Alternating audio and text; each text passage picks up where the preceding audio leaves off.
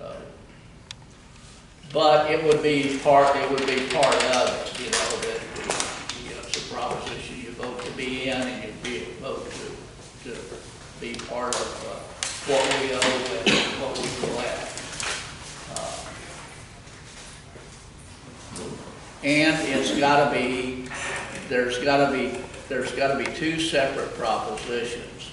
There's one for each one of your areas that would have to be approved, and then there's one for each one of your areas that our current ESD residents would have to approve and say, yes, we're willing to take them in. And the same thing, to let them pay their share of the taxes and stuff. So, you know, we're going to have some work to do before the election.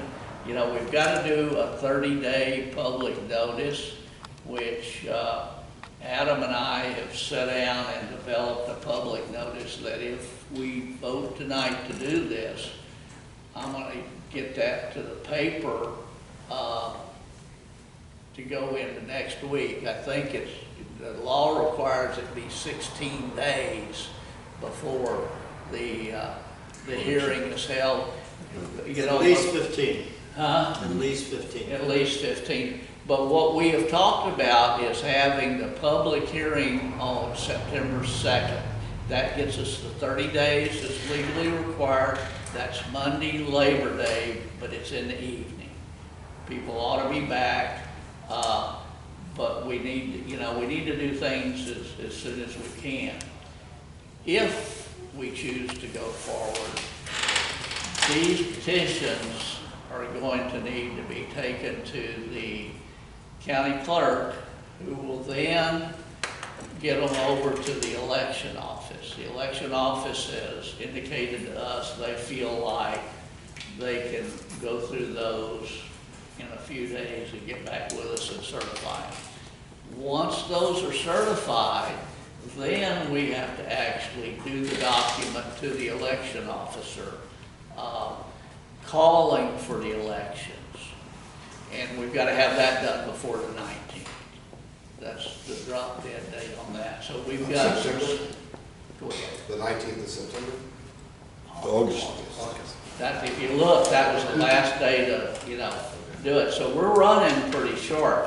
We're running the public hearing after we've submitted the call for the election, based on if the... You got to make a decision. Oh, we've got to make a decision If you want to tonight. spend $20,000 before you even have the public hearing. Right. Right. But, you know... And the $20,000 pays for signage? No, the staffing, Just a rough number. basically the $20,000 covered signage plus what the county charged. Included in that is what the county charges for holding the election. Conducting the whole election. See, that's, you know, and having the area staff, and that it was grand total right about 20 to do that. Now, it might be a little bit more this time because we probably need, it's a larger area and we need more signs. Inflation. The other thing we're gonna, you know, hopefully y'all can help us with is people to work at the election sites on election day, because we'll need to get those determined. I don't know what days they plan to train, but you want to have them get to the training. We had 3 people for each site. Now, one of the questions I want to ask them, now that they've got 3 of the boxes in one physical location, I think we only need 1 table with 3 people. I don't think we need 1 for each box. You know, they just have all their paperwork there, but I have not ascertained that for sure. They were out of town at a conference this week, so I couldn't get that particular question answered. But I feel like I'm doing all the talking here. You're doing a good job. Hi, when is your next meeting? When is our next board meeting is the, Pretty sure it's the 19th of August. 19th. Yeah. Okay. Yeah, I apologize, I have to leave. okay, Mandatory parent meeting. Yeah, That okay. I go. Well, thank you for your So, attendance, so. He's gonna soak in the rest of the information for me, Okay. and then this is very fascinating, very interesting. Well, we're having a budget workshop prior to our next board meeting. You know, we got a lot going on right now. Yes. So we'll do that. We'll have a board meeting in September. We have if we do this, we'll have the public hearing about the annexation in early September. Then on the night of our board meeting in September, we'll have 2 public hearings.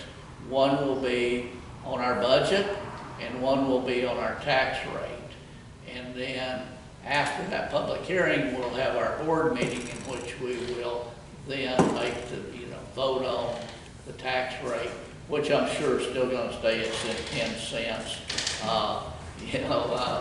But I'm just Well, we're on board with Okay. whatever you need, and we'll get the word out. yeah, well, we will need some help. And one of the other things that I like about expanding is that it gives us a broader base to draw from for the commissioners. We've had commissioner turnover over the years. I think I'm on my 7th. Probably ought to be kicked off, but, we're gonna, as time goes by, there'll be openings, and now we've got a greater pool to pull from, because you've got to live within our own property within the area of the ESD to be on the board, be a commissioner. It's definitely sounds beneficial all around. So Yeah. we're definitely in support of it. Well, thank you. We'll support where we Okay. can, and hate to run off, I guess, is my SVG's turn. Chief? Yes, ma'am, thank you. Okay,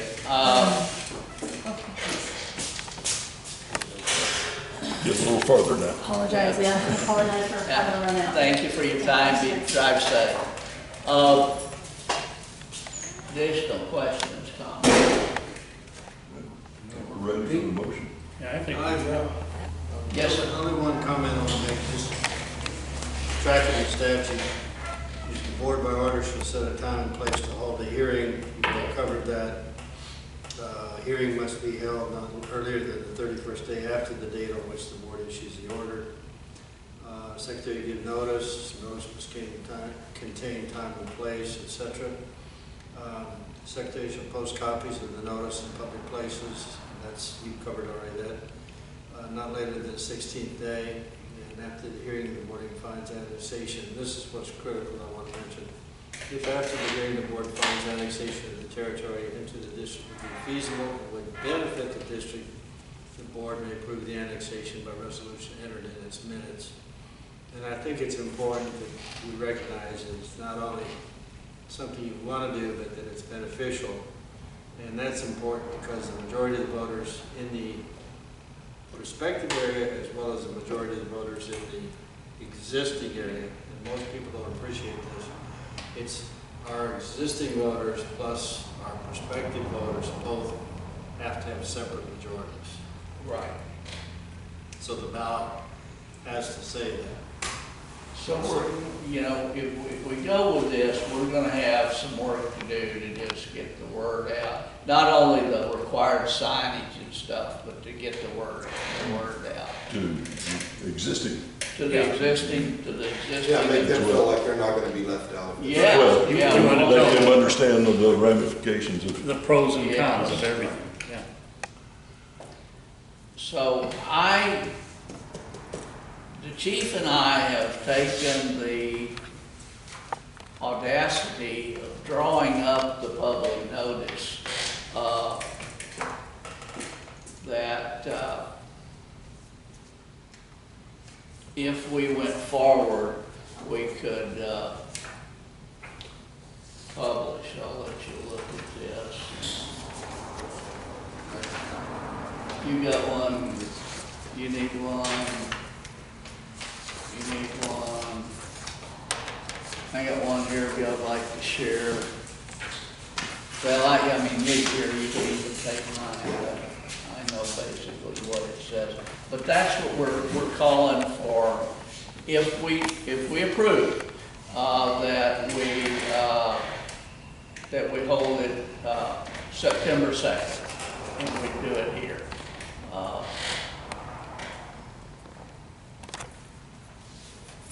So, is there further discussion? We will have to get together. One of the things I would think is that we need to put together a little project team for this. Sure, I was gonna say, September 2nd's Labor Day. Yes. Do it late in the evening, people should be home, we'll do it at 6 in the evening.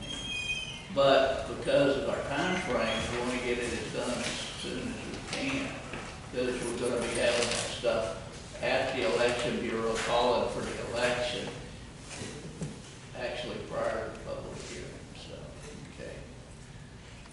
All right. So, Question, Larry. yes. This is great. Don't you think we should add these to it? Add the maps? I think so. We- To give people an You know understanding. what, we could, and I tell you what, this map I just showed you, I have the electronic version of Because it. see, right now, a lot of people won't understand this. Right, And if what we can do is just put the area 1 here and area 2 here on a map. And that way better understand it. I can include the electronic. Sometimes I come up with a good idea. I think that's, I agree, and I was wondering about that myself today. I have, and I just got it just before I left for the meeting, the electronic copy of this. And so I could attach that to what I send to We the could do, paper. yeah, I And- think so. and- That way gives them a better idea. Yeah. And then the other thing I would do if it passes, Rudy, I would take those 2 petitions for you, and I would take them to the county clerk tomorrow morning. And, you know, she gets them over to the election office. I would volunteer, if she's willing, once she signs whatever she needs to personally carry them to the election office to get them there more quickly if possible. And so, we're at the point, I think, unless somebody's got some more questions, what did I do with my pen? Nobody moved. Let's recognize these 2 Yeah. visitors that just. Oh, we just had 2. Lead the Yes. I'm Travis Jones. I work with the department. I'm his son. Okay. Nice. I'm sorry. That's okay. And you, ma'am? My name's Jade Kaiser. In which area, are you a current resident of the ESD, or are you a resident of one of the proposed areas? In Shannon Ridge. Okay. Okay, Very good. okay, very good.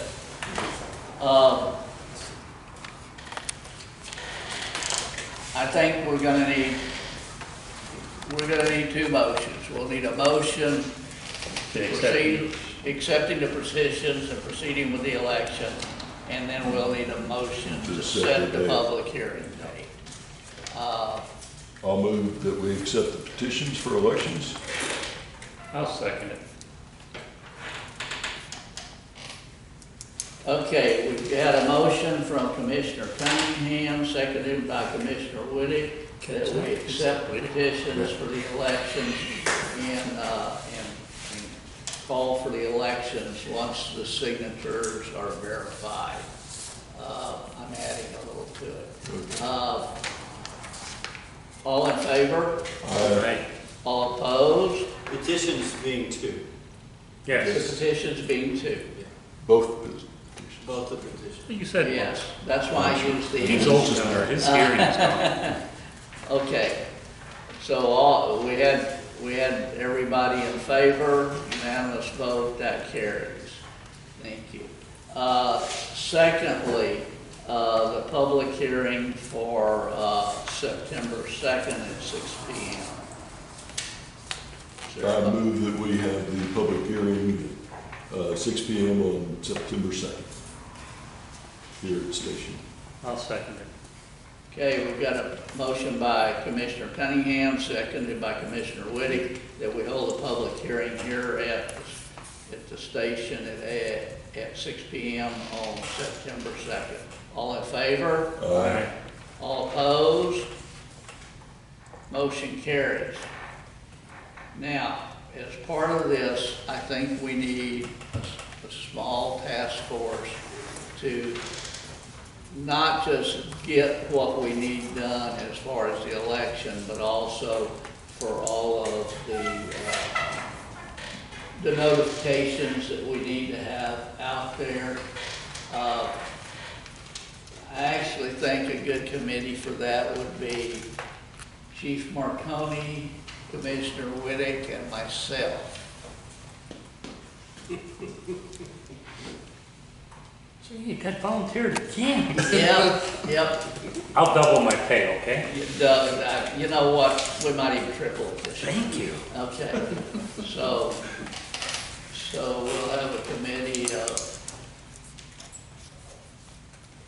Paul, Larry, and Adam to look at, because we've got to look at that signage. I mean, like I said, the signage requires that we put one sign in each of the annexed areas, 3 in our current ESD, stating when the public hearings take place. Well, I think with the size of these, that we're gonna need more signs than that.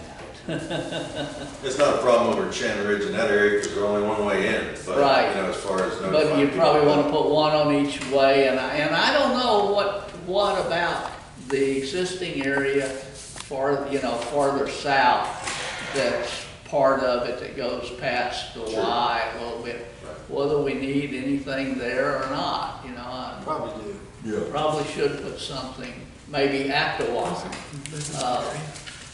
Doesn't Blue live in that area? So and that's gotta be up 15 or 16 days, I'd have to look at it. Yeah, prior to so it gives us a couple of weeks to get that done, but we need to get started on it. We've got signs, I think, in the room back here, we can go look at it and see, we got some stakes and things, so, anyway.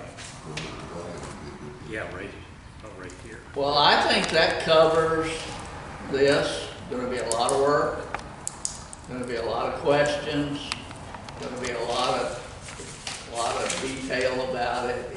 It's probably in the newspaper on next door and who knows where else,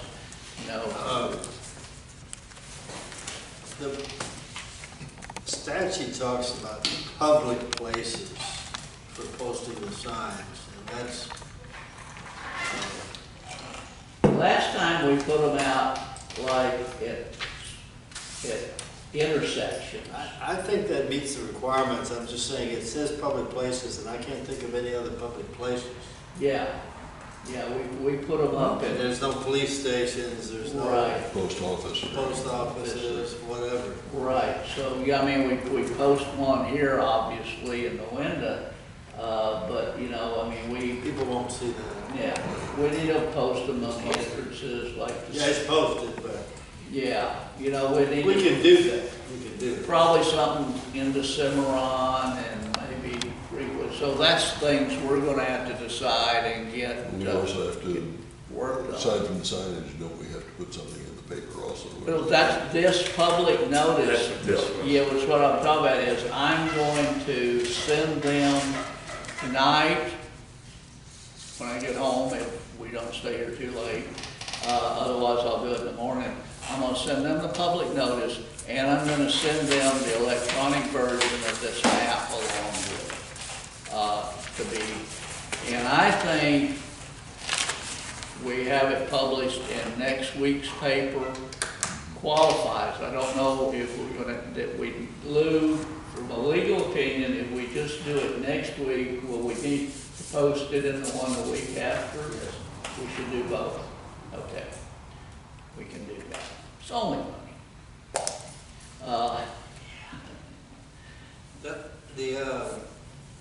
I guess the other Ooh, I'm question. on camera.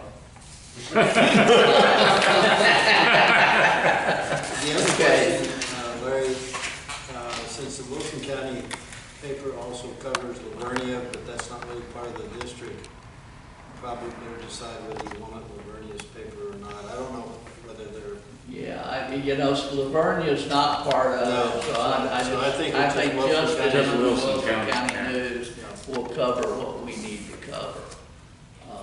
yeah. Well, folks, looks like you have yourself an election.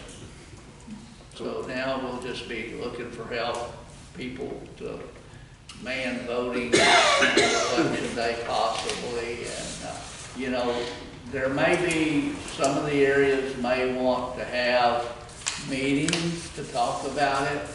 You know, that'll be up to y'all. We will certainly make ourselves available. As commissioners, we can't come out and say, you need to vote for this. What we can do is come to a meeting and answer questions about what, you know, how would we provide the service, what are we doing now, blah, blah, blah, whatever that may be. You know, we can do that. Yes, sir. Are you, I'm just reading this statute, that's always confusing, but anyway. It says if after the hearing, the board finds the annexation of the territory into the district would be feasible and would benefit the district, the board may approve the annexation by resolution. Are you contemplating the hearing and the finding on the same night? I think that if we've got to do a resolution, we should do the resolution At the same time? Now? I would think, because I'd like to have the resolution in place before. The problem, this is what it says, if after, this is my problem, if after the hearing the board finds the annexation of the territory into the district would be feasible and would benefit the district, the board may approve the annexation. I understand that. I also understand that we have August 19th as a drop dead day to get all this stuff in. And if you don't do it this year, and the other two passes, you know, you're part of those ESDs. So I think we should then pass the resolution at this point.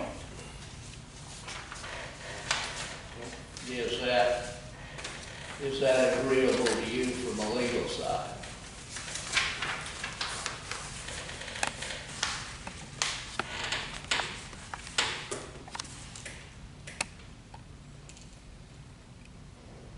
You've accepted the petitions, Yeah, once the petitions are accepted, yeah. you've done that. Review, discuss, approval of new contract, you've already done, that's a different item. It's obvious that by accepting them, you already made sort of a finding. Yeah. I think the only thing I'd like you to do tonight, the agenda item, is to supplement number 4 by adding, either adding a separate motion or amending your motion to find the benefit there that the statute contemplates. I think we need to have a 4BC, I guess it is, because we've already passed 2 motions. We would need to pass the motion that, let me see, I know I have the words here. We would have a do a resolution,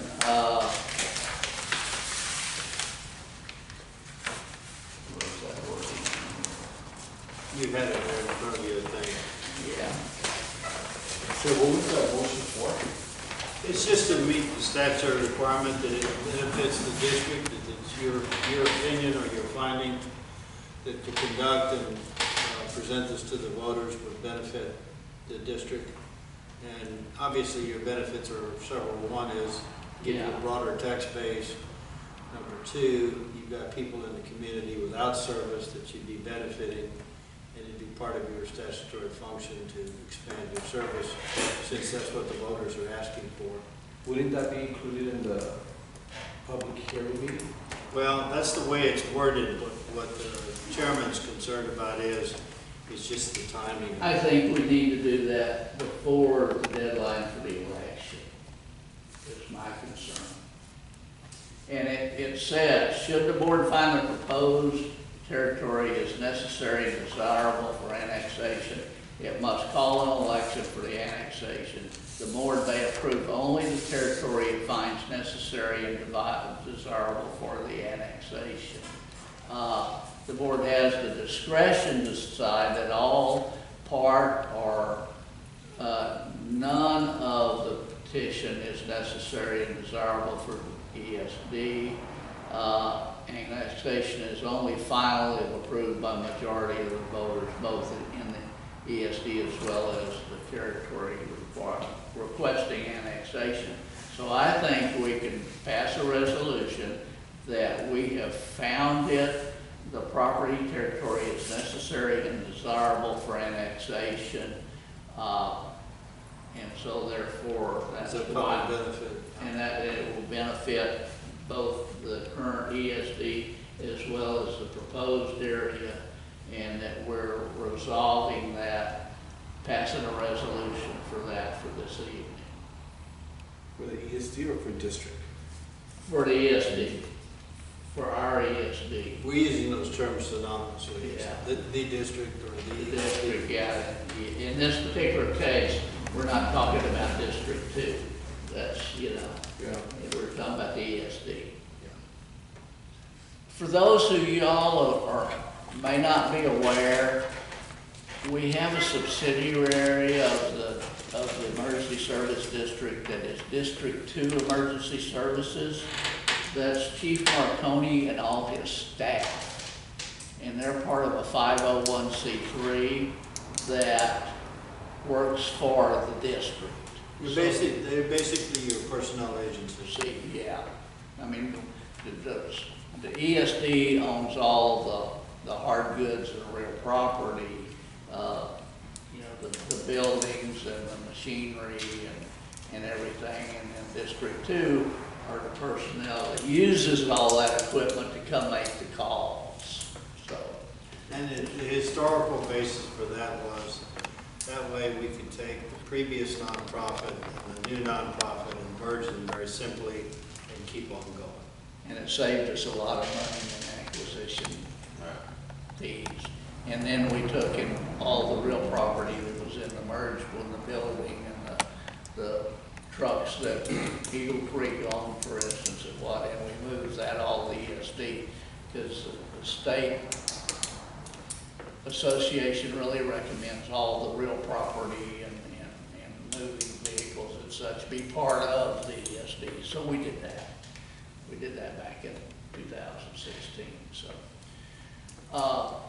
So is there a motion on the resolution?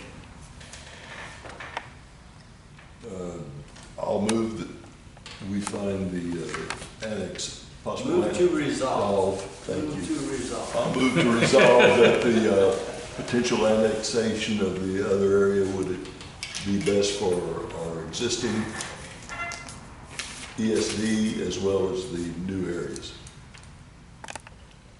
Is there a second? There is a second.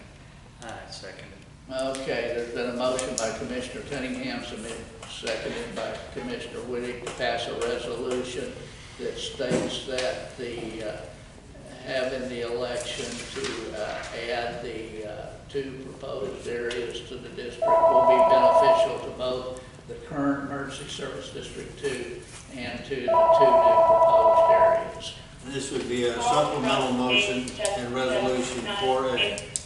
Right.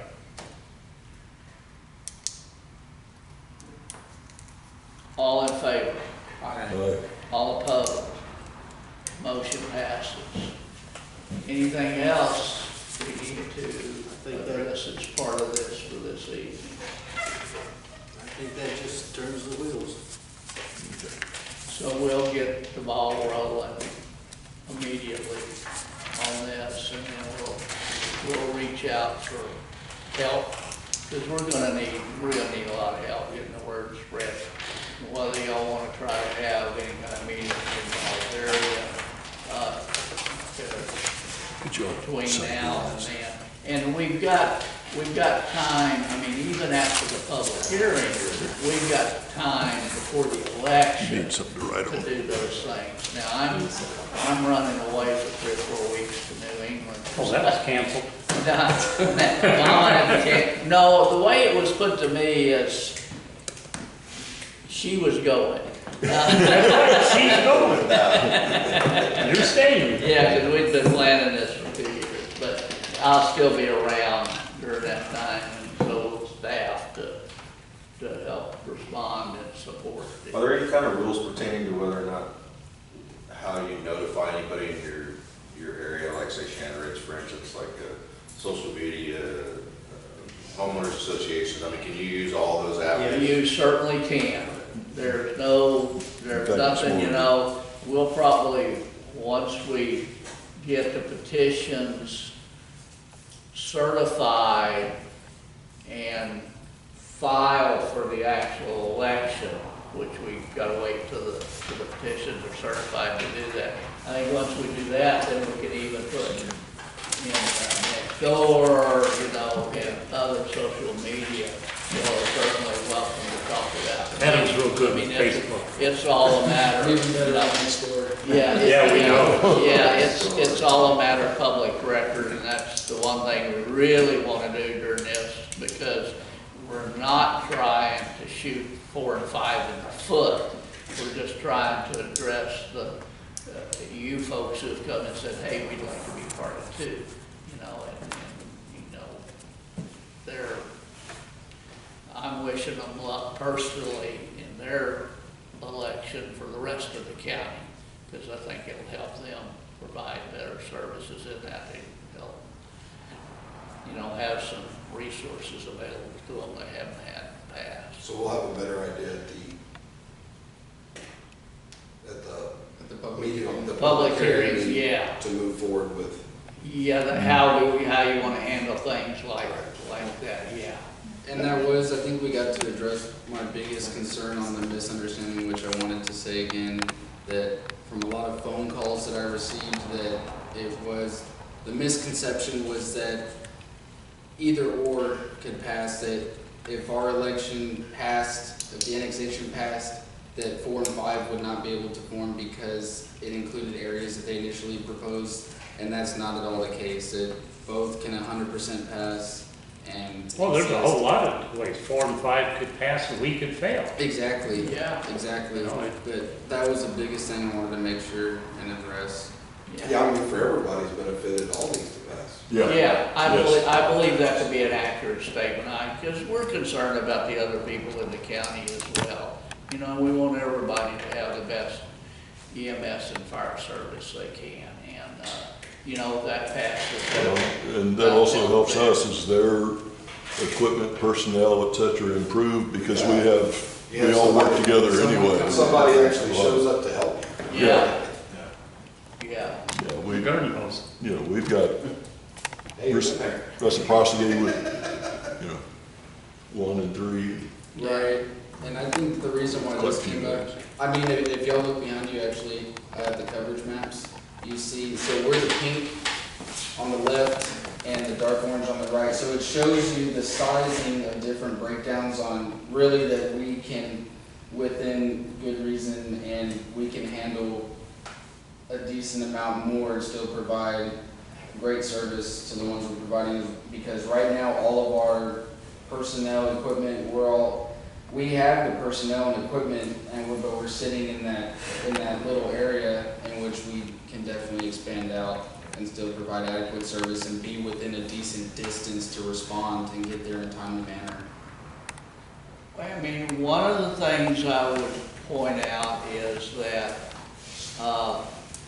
on the EMS side, if we make a call, we give the recipient of our services or their family, depending on the circumstances, the ability to make the call on where that person gets taken for medical services. That's correct. I'm going to leave it at that. Mm-hmm. So, does the newspaper have any questions? No. Well, I think that concludes this part of the meeting. We got one more, and y'all are welcome to stay. We got one more item on the agenda. Review, discuss, and approval of new contracts for HDL for sales tax support. The The company we signed our original sales tax support agreement with was Sales Tax Assurance. They have been purchased by HDL. I approached them a couple of months ago saying, hey, what can we do? We're paying them $6,000 a year, and they take care of all our sales tax stuff. In other words, the state sends us information on a quarterly basis about new businesses and is it in your district or not. Well, these people are doing that, and they've found some things for us. But I said, you know, we're tight on money, and I'm looking at that $6,000 a year we're spending, and we're in pretty good shape right now on everything.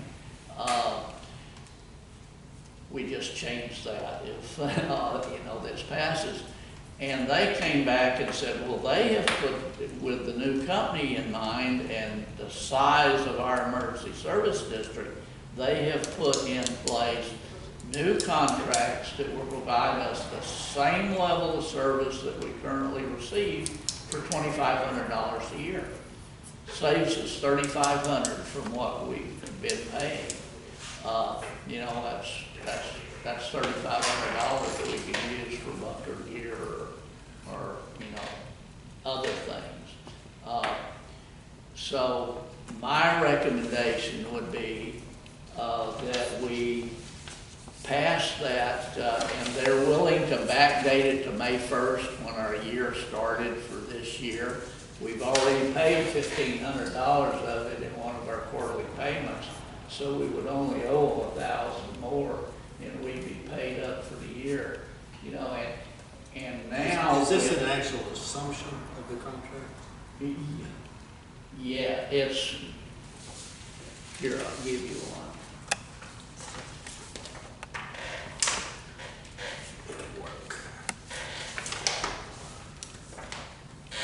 But, you know, It's the same contract we have with it's them basically before. the same Yeah. contract we had with them before. I looked at, you know, the Yeah. old one, and it's just with a new entity and new pricing.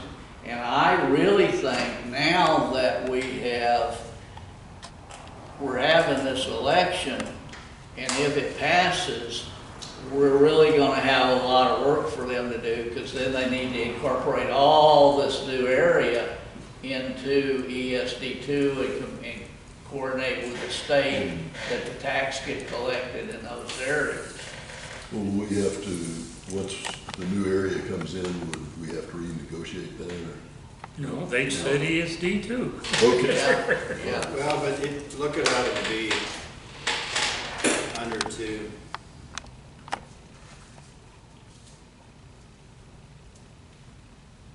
Additional services may request to provide additional consulting services anytime during the agreement.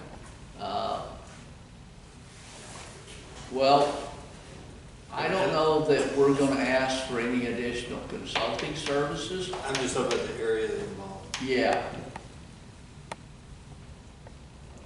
But even so, you know, if we're, It's worth having them. I mean, Yeah, oh, yeah. oh, yeah. yeah, they've done world. even if it goes up some, we're tripling our area. We were originally, when we first started after this in 2014, we were told by the state comptrollers that we could expect approximately 92,000 in sales tax per year. Now that was a lot of money to us when we were with an ESD and we were just contracting with Eagle Creek, because we were contracted with Eagle Creek for like $27,000 a year.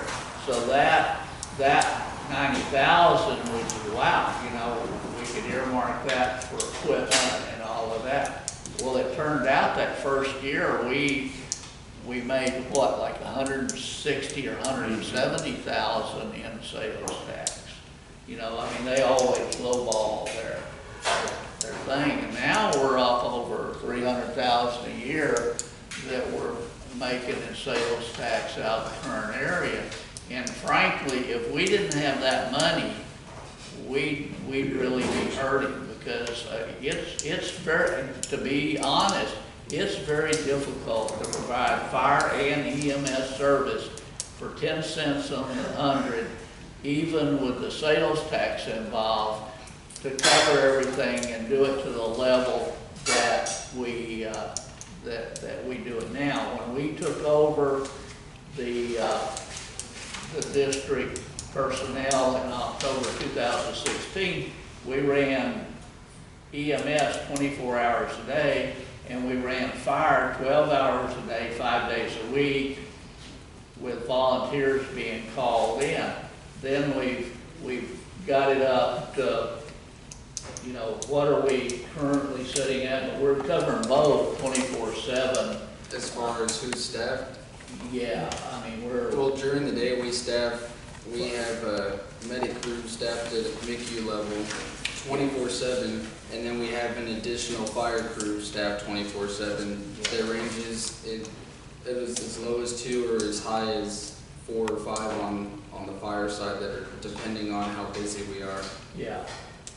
I mean, we were paying $27,000 a month on the old contract, and we're now paying between $600,000 and $700,000 a year in salaries only, just because that's, you know, to increase the coverage for the constituents in our area, and yet, you know, not have to call volunteers in at night. We're still using volunteers. We're encouraging volunteers, you know, so they can come in and train, and then once they've achieved a certain level, then we can put them on as part-time people and use them as required. Most all of our staff are both fire and EMT qualified to the various levels. And we typically roll both when we get called. We'll roll, if it's a fire, we'll roll EMS right with them, as well as the command vehicle. That's just up there. And I think it's important to include that the reason for making the change as far as staffing levels and qualification levels is because operating at solely, as in years past, operating only with volunteer staff, the citizens weren't receiving adequate services, and that was a big part of it. That's why staffing levels were changed, and that's why certification for the staff was all changed, just so that way they can receive adequate service. And the reason for running for fire responding with every EMS call is because you don't know how that medical or trauma patient's going to turn out, so the more hands that you can have there, the better, so that way they're getting maximum assistance, so that way we carry paramedics on both fire and EMS side. And just for y'all's information, the 10-cent rate that was set by the state in 1987 hadn't been raised since, so Yeah, it hasn't exactly kept up with inflation or anything. I know. Salaries went up. Glenn and I were part of the legislative task force for the State Association of Fire and EMS called Safety, working with the legislature this last year. You know, and it wasn't a time to talk about tax increase. You know, I mean, I had the bright idea that, well, why don't we get the legislature to pass something that says if you're providing both, you could go to 15 cents. Because then, you know, the folks that have got an because there's a lot of areas of the state that have got what they call overlay ESDs, which is what 4 to 5 would be, and you could pay up to 10 cents to each one, where you wind up paying 20 cents. And we're like everybody else. We love to have a little more money and be able to provide a little stronger service and, you know, help in our long-range planning. Y'all did bring enough for everybody. Yeah.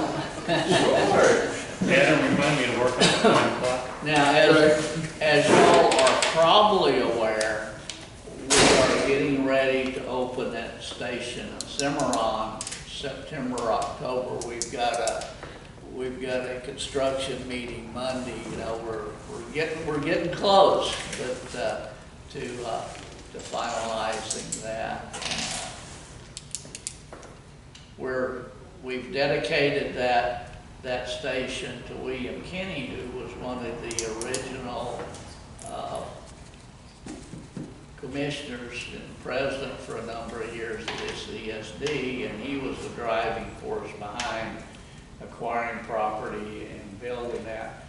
Unfortunately, former Commissioner Kinney is in fairly poor health right now. He's developed cancer and he's getting treatment. He's doing a little better. I told him the other day when I went to see him, I said, I don't care what you're doing. I said, you get your butt better because I want you at the grand opening. But was the driving force behind that one. We also own 3 acres down by the elementary school that we bought, thinking at some point we would move the main station there, you know, and have this as an additional station. But, you know, the cost of that is, unless we come up with some grants, it's not in the very near future. You know, just doing what we're doing is, you know, trying to be sure we provide adequate coverage and do it as fiscally responsible as we can, because it's your money we're spending. It's not ours, it's yours. You guys, you folks are paying the taxes. Not yet. Well, not yet, not yet. Not yet, hopefully. And, you know, we want to try and spend that money as prudently as we can. Well, that's sure important too, because I mean, the taxes are pretty high, and they keep going up. So I think it's a good idea that you keep the rate down as low as possible and still provide the amount of service that everybody needs. I mean, that's just going to make more people support. Well, unless the state law changes, and it's not in that environment at this point. Right. 10 cents is the most we can collect, in addition to the sales tax. But the ad valorem tax is set at 10 cents. There's not a thing we can do about it. So yeah, you know, you're not in danger there of us getting no wild whim saying, yeah, let's change this to whatever. You know, that's not going to happen. Okay. One question, apparently, one of the few questions we've got is 2A, whether we're going to authorize them or not to go after on the contract to conduct incorrectly received tax research. They do that? Yeah, it's just they left it blank here whether we want them to or not. Yeah, we want them to. We've done that. And on that subject of collecting the taxes you're owed, not just the sales tax, we have discovered over time, and Bill was really the driving force behind that, when the ESD was created, we found a few areas in there that the appraisal district didn't have shown in the ESD. So we went to the appraisal district and showed them, yes, they're within the bounds of the ESD. So the appraisal district went back to when the ESD was created, or that homeowner's property was first developed and went after the back taxes for us. I haven't been a lot of money, but you know, you just got to be diligent. You know, try to cover everything. You know, in this board, I mean, one thing I want to say thank you to this board is every other ESD and even some of the volunteer emergency service, fire, and EMS within the county have administrative personnel on the payroll. We don't. We're handling all that amongst ourselves, payrolls and bill paying, and it's probably good because we're seeing everything that's happening. You know, even though you would set up processes to have approval and all that, And who knows, you know, maybe with this additional funding, we might be able to have an administrative person who would take a lot of load off of the commissioners that are doing payroll and paying bills and doing all that. And I mean, we've got personnel at the fire station that are Spending very all that involved in the payroll and submitting and all of that. But then, He's good at that. then the board's got to write checks, put the money in the bank, and cover all of that. So we've got a lot of oversight financially. Of course, like everybody says, you know, you got to keep your eyes open. Everybody likes the money, so we're really striving to be diligent about that. Okay. Item 5.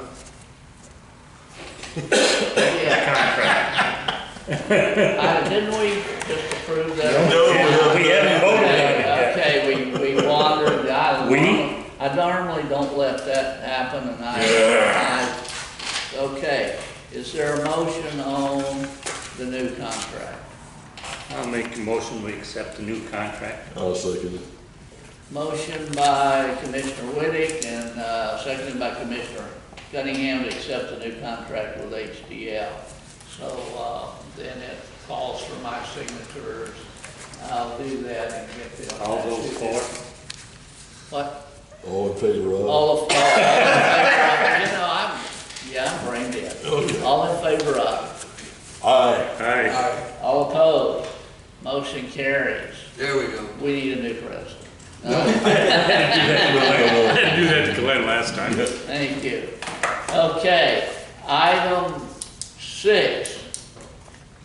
There's no opposition. I adjourn this meeting. 7:24? 7:24. Thank you for attending. Let's look in that room and see what signage we've got, and then. I want to say we needed up to storage, so I'll pull it out. Okay, well, it doesn't have to be tonight. You know, the 3 of us ought to figure out when to get together and start doing the game planning on this stuff. But I'll take, if you've got those petitions, I'll take them in to the county clerk in the morning and get that whole process started ASAP.